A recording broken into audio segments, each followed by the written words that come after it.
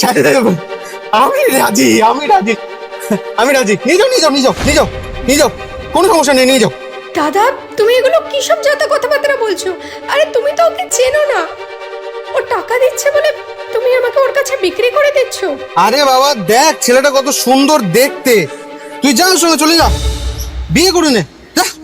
দাদা, তুমি এসব কি সব যত কথাবার্তা বলছো? এই পৃথিবীতে তো আমার তুমি ছাড়া আর কেউ নেই, আর তোমার আমি ছাড়া কেউ নেই। আমি তো সারা জীবন তোমার খেয়াল রাখতে চাই, তুমি আমাকে বিক্রি করতে চাইছো কেন?